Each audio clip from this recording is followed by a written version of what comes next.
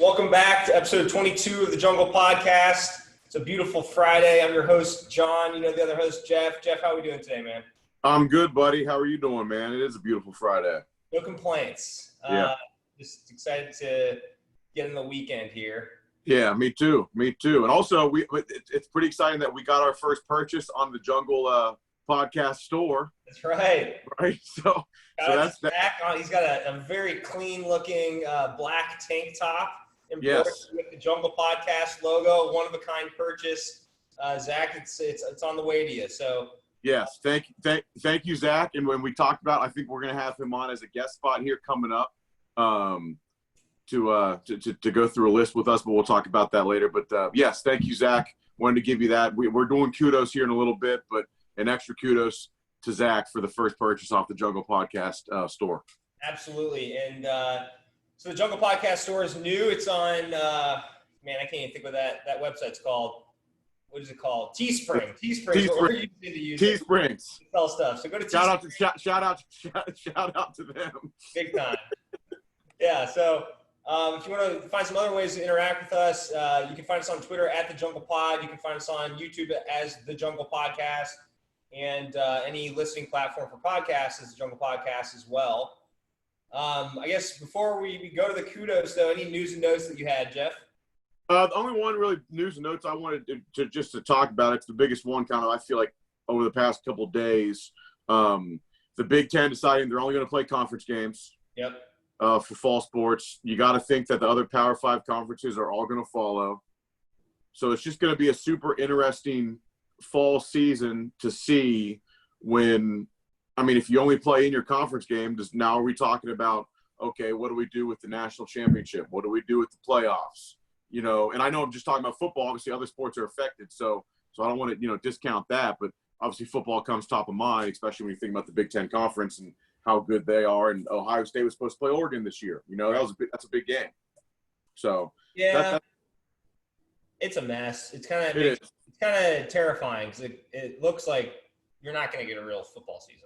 Well, I don't think we are. And what's interesting is, like, Ivy League decided, look, we're not going to entertain sports until January 1st. And They were the first ones to say we're not having postseason basketball. And then everyone else kind of followed suit. So I was worried that right away everyone's going to follow suit there.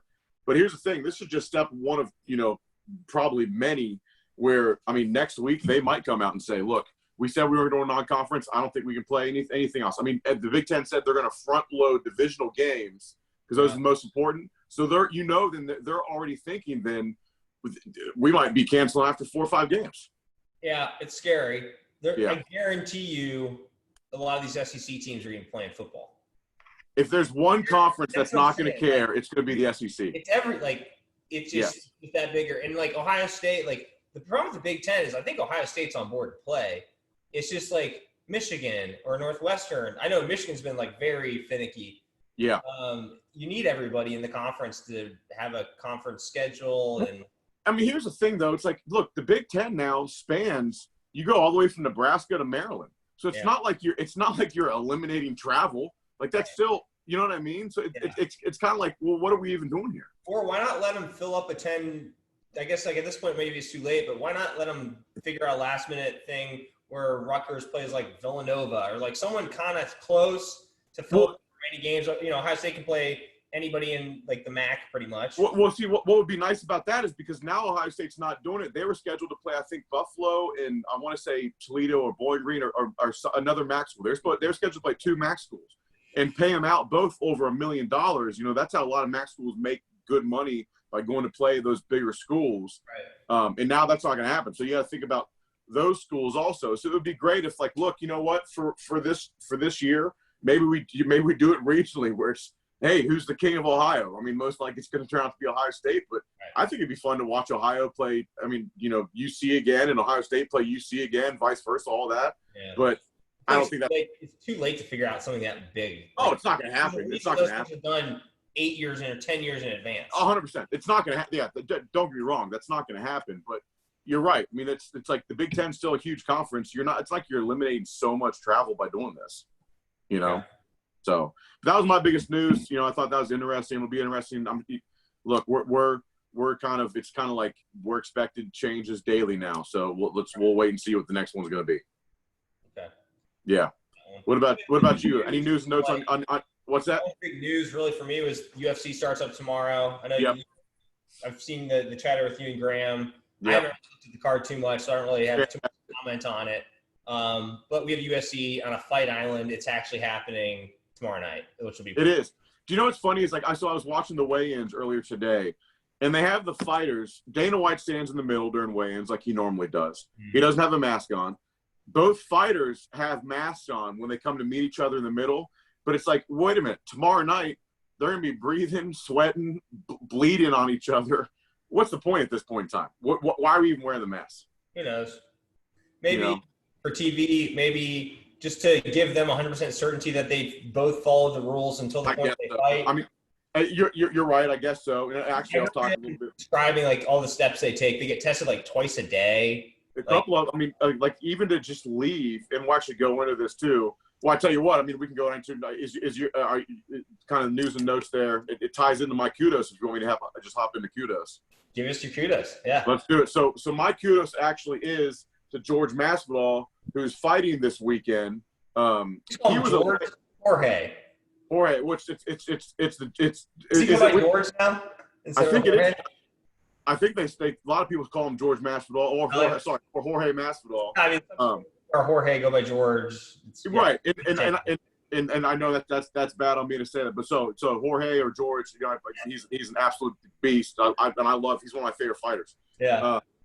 He stepped in as a late replacement to fight Kamaru Usman, who's the welterweight champ, and he came in as a late. So my kudos was to him. Whenever that happens, everyone's got to worry about, is he going to be able to make weight? Because a lot of times these guys, if they fight at 170, they might walk around at 195, and they're coming in to cut weight. He's fighting for a belt, which means they don't get that extra grace pound to weigh in at 171 for non-title fights. So he had to hit 170. He hit 170. And that's all being tested 3 times for the coronavirus before he can even get over here. So that stress, I mean, weight loss that rapidly adds even more stress. So kudos to Masvidal for being just the bad man that he is. I hope he does great. I know he's not the favorite this weekend, but I think it's going to be a great fight. Yeah. I don't really like him because of how he did curly hair dude from Wisconsin. Ben Askren, when he knocked him out? Askren. Yeah. That was just like, yeah, he's a bad dude. He's a bad dude, man. He's a bad dude. I mean, the coolest thing about that when he knocked out Ben Askren is you could watch him. You could watch him going over that move in his locker room before the fight. He knew he was going to go straight for it. Yeah. Ben Askren took it like a champ. I mean, I guess it was like the year anniversary of that this past week, and Ben Askren. It was the 4th of July. I was with my family. Yeah, that's right. And Ben Askren got tweeted at, like someone tweeted at him, like trying to be smart with him, like, how long did it take you to realize you shouldn't have gone for a double leg against Masvidal? And he was like, well, it took 6 seconds. Yeah. that's how long it took. I mean, he's as good a sport as he could be about it. Yeah. Hey, look, that happens in that sport. It can happen to anybody in that sport. He took it like a champ, and George Masvidal is an absolute badass, and I'm excited to see him fight. He retired the guy. Yeah, he's done. He's like, I'm done. Yeah, he's done. I like that. My kudos of the week goes to the Creek Indians of Oklahoma. So the Supreme Court ruled yesterday. So there was a treaty that they made with the Creek Indians in like the 1800s, basically giving like half of Oklahoma to this Indian tribe. Just like many arrangements that were done at that time period, they basically screwed the Indian tribe or the Native American tribe over. Stole the land. Tulsa, like the entire city of Tulsa, is now no longer in Oklahoma. It's in the Creek Indian Territory, which is literally half of the whole state. So the state of Oklahoma just got cut completely in half as far as like inhabitants and land, which is just like you hear about it, but like if you live in Tulsa, you don't live in Oklahoma anymore. So like the state laws don't apply. It's all federal law. I don't know. It's just like I don't even know what that means. It's just. I guess so. It's a win for their culture, right? I mean, that's the Yeah, like I don't know how many Creek Indians there are right now in Oklahoma. It's just a weird legality. Like, I mean, there's a treaty. They signed Yeah. it. Like, everything's by the book. I just never seen anything like that in my life. I don't think anyone who's alive has seen like something like this happen. That is wild. So, That is wild. kudos to the Creek Indians. Just Kudos. Hey, kudos. half the state of Oklahoma is no longer Oklahoma. Wow. How about that? I hadn't heard that. I'm going to have to read up more on that. But, yeah, that's a good one. Kudos to them. Oklahoma University's in Norman, which is just south of Oklahoma Yes. City. So they're still there. I don't know where Stillwater is. I'm thinking it. I haven't heard. I don't know. It's just like interesting ramifications. Yeah. Like, what does that mean That for is. Tulsa? Like the University of Tulsa? Or like what's it mean for the city of Tulsa? I don't know. So we'll Wow. see. A lot more casinos about to go up in Oklahoma, I think. What's that? A lot more casinos are about to pop up. Yeah, you ain't kidding. They're going to be raking in cash with casinos. Yeah. So, Well, good, hey, yeah, good for them. Kudos to them. it's never been like a huge city. Like Tulsa's not a huge city, but you know, it's a you've heard of it. Yeah. How many cities have you heard of in Indian reservation? Right. Right. So, I don't know. Not many.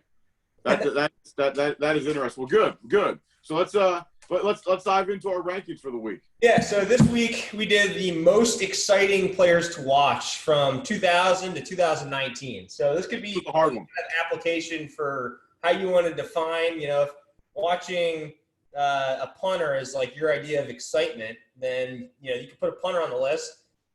Hey, if you love Pat McAfee that much, he could be up here on your list. You know what I mean? Yeah. Right. Yeah.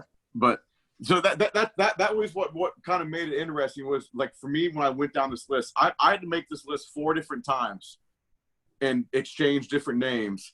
And I was kind of like, well, wait a minute. Who do I turn the TV on for? Who do I turn the TV on for? Right. That's what I thought of.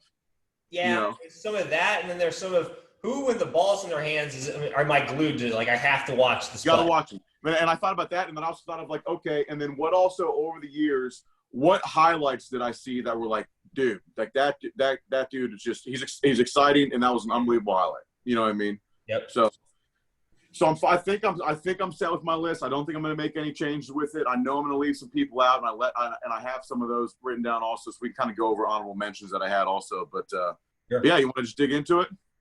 Yeah, you want me to kick it off, or you kick it off here? I'll kick it off with my number 10. And we talked about this guy in the last podcast. He's one of 2 defensive players I have on my list, Okay. and it's Von Miller. Okay, I like that. I have Von Miller on here because, I mean, I'm a defensive guy. I love watching defensive linemen. But for me, over the past 20 years, he was the one D lineman and edge player that stuck out to me where I'm like, he was unblockable, unbelievable. What he did in the Super Bowl to win for them, you know, out in Denver was unbelievable. His numbers are crazy.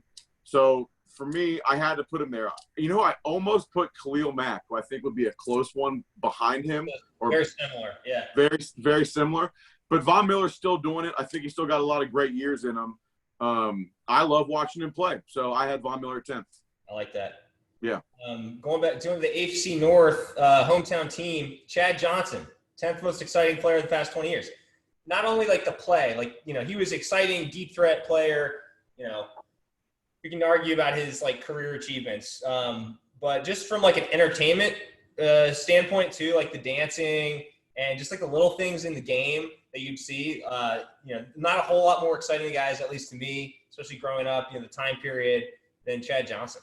Yeah. See, now, and I agree with you. And he's on my list of guys who he's not in my top 10. But when I first started, he was right kind of 10, 11. He's about to pass his like touchdowns and yards, like he's about to take his record. Oh yeah. But Chad's so much more fun to watch. Chad's more, well, that's the thing about this list. Like I think J.J. Watt's a better defensive lineman than Von Miller, right. But I don't have J.J. Watt on this list. Yeah. You know what I mean? Yeah, there's a lot of good players that aren't on here. Some of them, yeah. Could you put mentions like, you know, none of these guys aren't like making the Pro Bowls, but they're still right. fun. Right, and I think J.J. Watt could have been on here, but I just kind of thought of like different games where I'm like, dude, that was the most exciting. So Von Miller was number 10 for me. Who's your number 9? Ed Reed, the ball hawk. That's good. That's good. Dude, just like anytime the ball's in the air against those mid-2000 Ravens teams, yeah, Ed Reed's somewhere near it, and all you need is one hand. Like if you're just talking about pure excitement, like the hitting ability, he just had that X factor. I love watching safeties play. Like I just think it's a great position because they're center fielders. Like they kind of can react more than a lot of other positions where you're just trying to do one thing. Right. And he was, I mean, he's probably the best I've ever seen. Look, I agree with you, and I think he's a better safety than the safety I have on the list, which we'll get to. I don't have Ed Reed, but I do agree with you. He was another one I wrote down. Was like, okay, he could definitely be on it. But the other one I just kind of thought of more exciting because he did so much, and we'll get to that. My number 9 was Dante Hall, kick returner from Kansas City, because I remember when he was like in his prime kick return ability. That was like every time that it turned out to be where teams wouldn't kick to him or wouldn't punt to him because of how exciting he was when you did. I've got him higher. I've got him substantially higher. Yeah, so that's fair. That's fair. Yeah, he had one, I think it was 2003, where he had, I think, like 7 kick returns in 9 games go for a touchdown. I mean, he was unbelievable. And do you remember the one play? He gets the ball, and he comes to the left, and he goes to the right, then he goes to the right, then he goes all the way around, back around the left. Like, he ran probably 150 yards on a 96-yard kick return touchdown. If we're just talking, like, excitement, electricity, like, when that guy, no one was better than Dante Hall for that 1 year. Really, is kind of how long his like magic lasted, and then it rubbed off. And some of the other kick returns that may make this list. No, I have another one on the list. So, but he averaged 23.8 yards per kick return, which is pretty crazy to think about. Right. That's really crazy to think about. I think he'd probably be higher if teams would have punted him the ball more. But they stopped because of how good he was. But that also hurts his excitability because they put him back there and they're not punting the ball. Those Chiefs teams were fun too. They had Trent Green, they had Tony Gonzalez at tight end. They had Priest Holmes, who we talked about. Dante Hall, just the X factor. They were good. But they're even better now. That never works when you have. They're even better now. Yeah. Yeah. Well, good. So he was my number 9. Who's your number? You gave your number 9. Number 9 was Ed Reed. So for number 8 for me, Randy Moss. Oh, I got him higher. If we're talking about excitement, like just put the ball up and just watch what happens. I think people are starting to forget. Like he's getting to that point because he's closing in on about 8 years out the league, 9 years out the league. Yeah. I think you're starting to kind of forget about why he's so good. You hear he's really good, but you forget why. Anytime the ball's in the air, Randy's coming down with it. Oh, he's one of those guys where he runs real fast, but he doesn't even look like he's moving that fast because he's just so long. Yes. He's just throw it up and just wait. Look, I love Randy Moss. I have him higher. So we'll get to more of him. So, but I like him there too. I'm interested to see. This is one of the reasons why I was so excited about this list because I knew ours was going to be so different. Right. But that's good. Now we have 2 of the same players, just different positions. But that's good. So my number 8 is the other kick returner I have on my list. But he did a little bit more on the punt side. He had 9 punt returns for touchdowns. And he also was used a little bit more, I felt, on the offense side of the ball. Devin Hester. I've got him way higher. Yeah, that's fair. That's fair. But I had him on here. The reason why they're not higher is because a lot of times I felt like, well, they only had 2 or 3 years at most to where, that excitement lasted. Yeah. Which I guess isn't necessarily fair for a couple players I have even higher than them, but I feel like they're gonna be longer and they have the ball more, which is why they're high, which we'll get to that. Right. But Devin Hester at number 8 for me. I mean, unbelievable. I think on most lists that I looked at, he was actually ranked higher than Dante Hall. Could be. But yeah. But I mean, so 9 punt returns for touchdowns. That's absurd. That's absurd. He's the best ever. He's the best ever return kicks. I think he's up there. There was someone who didn't make my list, who we can talk about later, who was arguably the best ever. But I just didn't – he wasn't as memorable for me. He wasn't as memorable for me. So, but Devin Hester was. So there you go. He's my number 8. So I gave you my 8, so I'm going to my number 7 now. Yeah. It's the other safety, Troy Polamalu. He's my number 7. He's my number 7. Yeah. So if you're looking at, like, safety hierarchy, I think Ed Reed's 1A. I'd give Polamalu 1B. Yeah. Reed just did it longer, and that's not taking anything away from Polamalu. But if we're talking about excitement to watch, there's the play against the Colts where Polamalu had this Polamalu used to just go over the top. Yeah. like with uncanny effectiveness. Yes. Like I can't think of one time he's essentially guessing, but he's not because he's reading the play before it's happened. But you never saw him jump over the pile and like hit nothing. No. Like always knew what he was doing, and you just went like freaky plays and like the hair like coming out. He's like this little like ball of energy, excitement. Like that's exactly what you get with Troy Polamalu. Plus, he was on those Steelers teams, which were all so good, which pains me to say because obviously I'm not a Steelers fan. He was the best on the defense, though. He was probably the best player on the team. Period. Yes, probably. I mean, look, I had him on this list because I just always remember seeing him when you turn on Steelers games. He was never still pre-snap. He was always moving around. They let him go wherever he wanted to. That's crazy that we both have him at 7. I would have been fine even if he was even higher. But, Troy Polamalu, he was the safety on my list.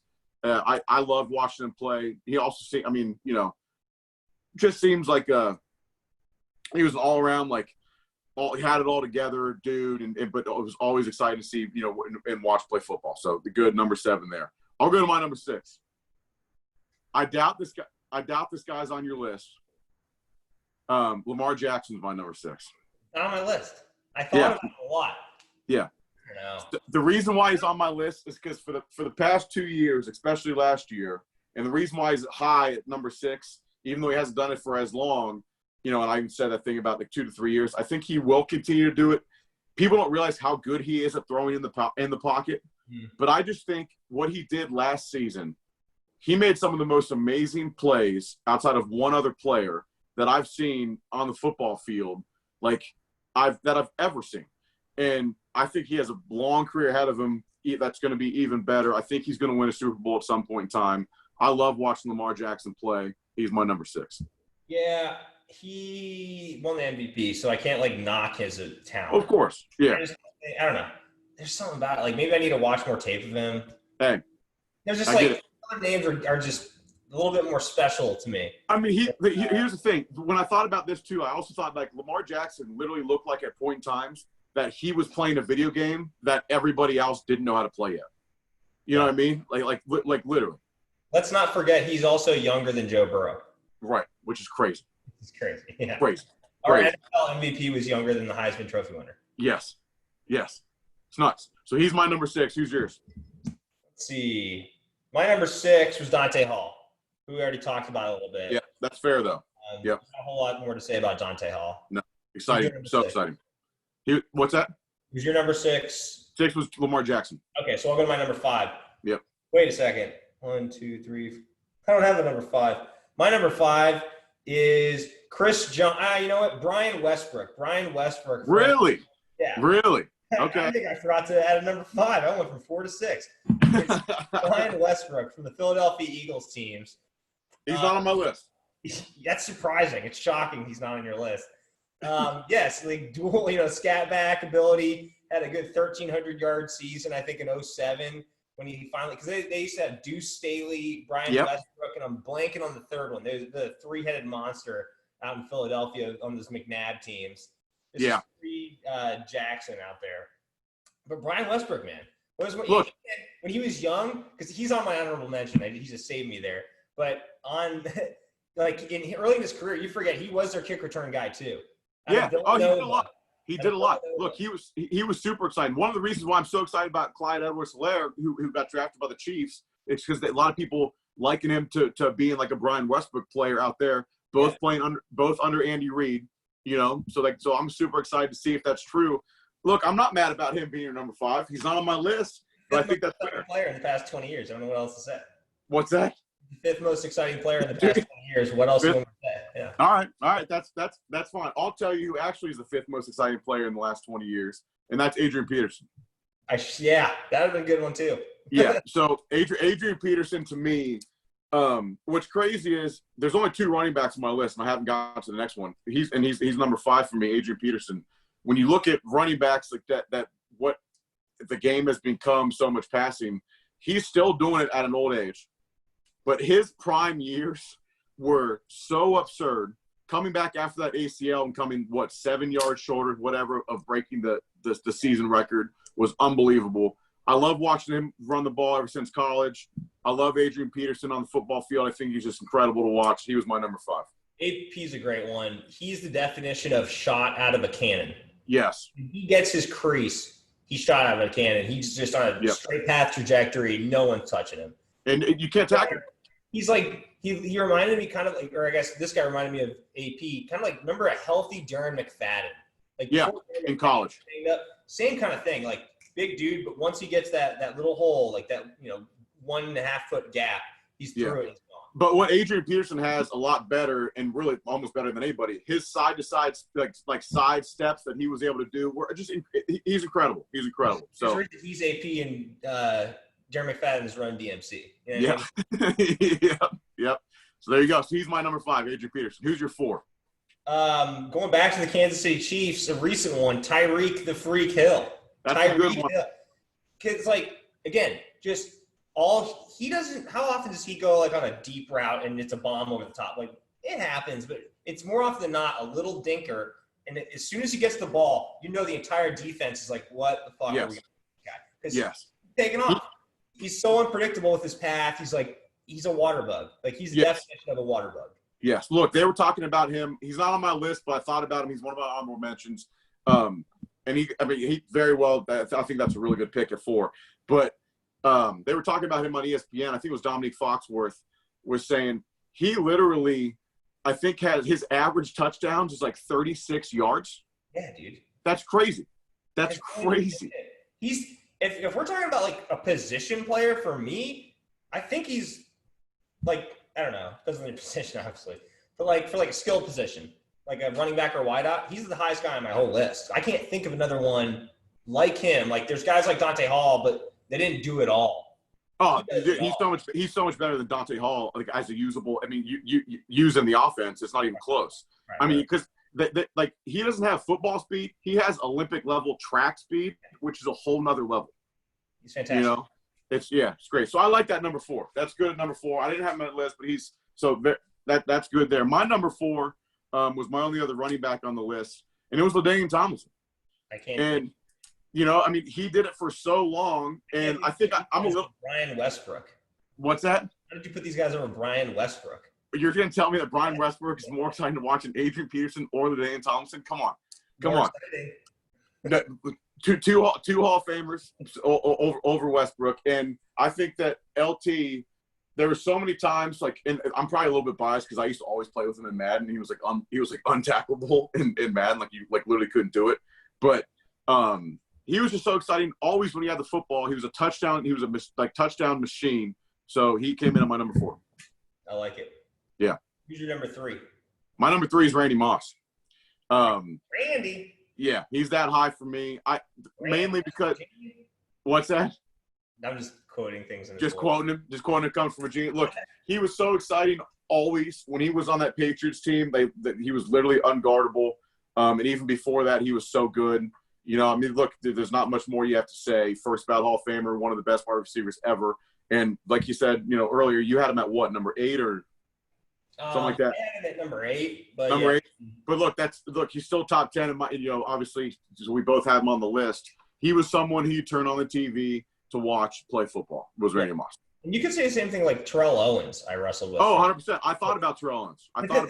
So many really exciting wide receivers. How do you distinguish between them? But Randy, he separated himself. Same with Tyreek Hill. Just like another gear. Yep. So he's my number 3. I like it. My number 3 is the greatest middle linebacker I've ever seen, Ray Lewis.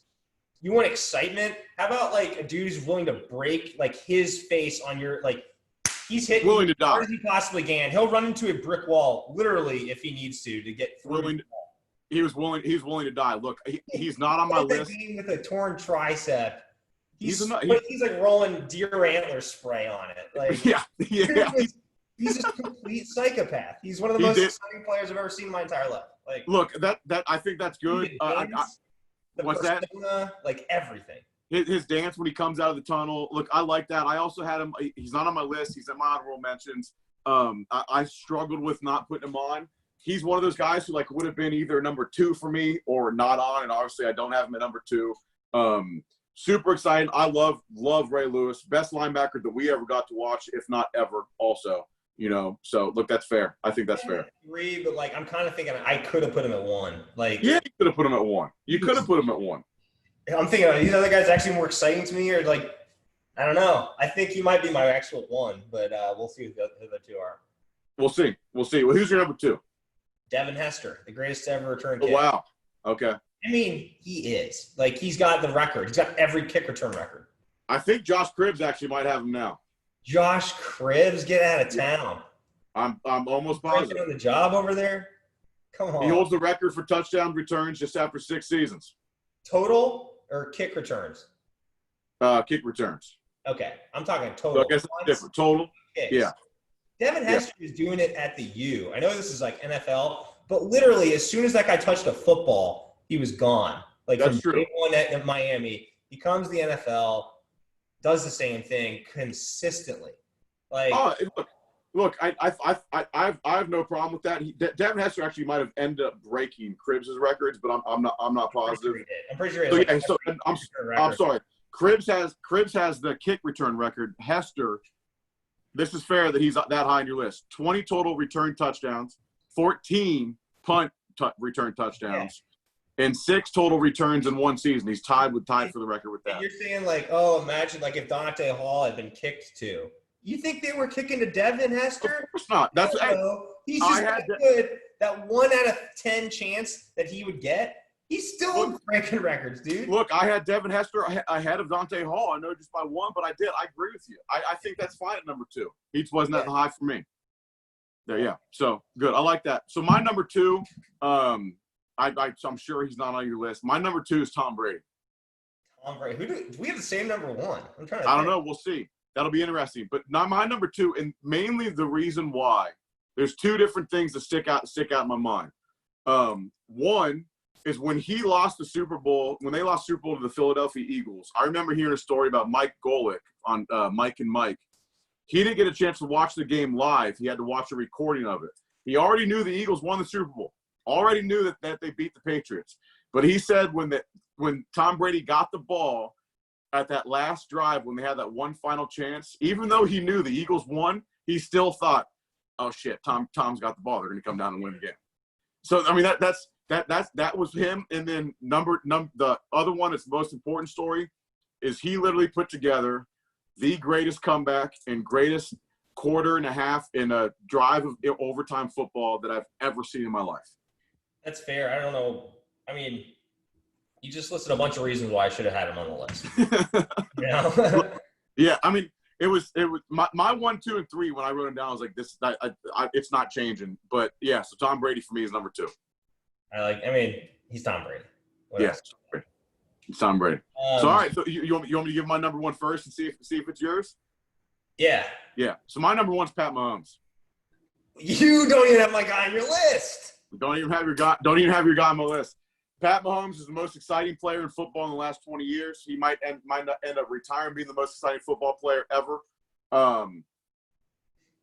You still there? Yep. All right. So, I mean, I just think that what he's done over the past couple of years, especially last year, he's another one of those guys. Like when they were down by the Texans were whooping up on him in the playoffs. He never seemed to – he was just perfectly calm, came back, beat him, ends up winning the Super Bowl. I think he's going to have an unbelievable 10 years to sign that big contract. He does things with the football that I've never seen before done. End up being the best quarterback ever. Pat Mahomes is number 1 for me. He does things that you've never seen been done, but there's a thing that him and Lamar Jackson kind of have in common with their looser style play. Mike Vick's going to be your number 1. They're trying to be Mike Vick. Thank you. Michael Vick is the most entertaining football player I've ever seen. But I'll tell you this, Lamar Jackson and Pat Mahomes are both doing it better than Michael Vick. They're doing it better than him. Vick was the one that started it all. Like, dude, back in those Falcons teams with the visor, like in 2003, 2004, Mike Vick was literally, he completely just shattered the NFL. Like, no one had ever seen a guy running, like he ran for 1,000 yards one season. He was until Lamar Jackson blew his records out, and then Lamar Jackson blew his record out. Yeah, this is 20 years later. You know, Lamar Jackson and Pat Mahomes are both doing better things than Mike Vick did. And for you to say that, to compare Pat Mahomes to Mike Vick is ridiculous. I'm just saying, like, he like his kind of trick throws. He's not your he is your prototypical quarterback, but just I don't know, the way that he like has like a little bit of like, what's a good way to put it? He's got his own flair on the game. Yes. And that's what Mike Vick had. Yeah. Who was the Mike Vick before Mike Vick? There had never been anything like him. No, and there never will. I still don't necessarily think there has been something like them because Lamar Jackson throws the ball a lot better than Mike Vick does. Yeah. You know what I mean? We saw what happened with Mike Vick, though, when he came back after he went to jail and goes to Philadelphia. He had his best passing season. Yeah, he did. You're right. Maybe if Mike Vick had, he was still number 1 overall out of Virginia Tech. If he had been, in this day and age of football, I think he had the arm talent. He had the strongest arm always. Yeah, but it didn't always go to the players you wanted it to. Legs are what made him so exciting. Like, I'd still watch that guy run around. I would too. I think that's a very, very fair pick. Obviously, I didn't have him on the list. I didn't really think about him, to be honest with you. And that's probably my fault. When's Mike Vick coming? That's my fault. I mean, I probably should have thought about him, but I mean, that's a really good one. A couple ones that we did not mention that I thought of putting on. Gronk, I think, could have been on the list because he was unguardable in his prime. I think Russell Wilson could arguably be on the list because he's been so good. CJ2K. Chris Johnson. Super exciting for. Yeah, I mean, he absolutely could have been on the list. I think that. I also put down Chad Ochocinco. I didn't have him on, but he was right there. I think I mentioned that. And then J.J. Watt, I think, still could have been mentioned. But just more exciting-wise, I put Von Miller. But that was a fun list. It was a hard one to put together. I don't think there's any really right or wrong, but my list is right. So we'll put up the poll and see what people think. I like it. So, yeah, we'll go ahead and post it. Go on and vote and let us know. Next episode, I don't know if it'll be the one with Zach or – we're considering doing a favorite Bengals player list. So yeah, that'll be fun. That'd be fun. Interpretation on that one too, because Jeff and I were saying, you can we have a lot of names that are similar when you're giving you the top 10 quarterbacks the past 10 years. There's only so many. Right. So we want a little parity in the list. This one kind of provided that for sure. We'll put this up and post it. I think this is a good one to see what people think. Episode 22 in the books. That's pretty much all I got. Anything else, Jeff? That's all I got, brother. Have a good weekend. Have a good weekend. We'll see you guys Monday or Tuesday. Yep. See ya.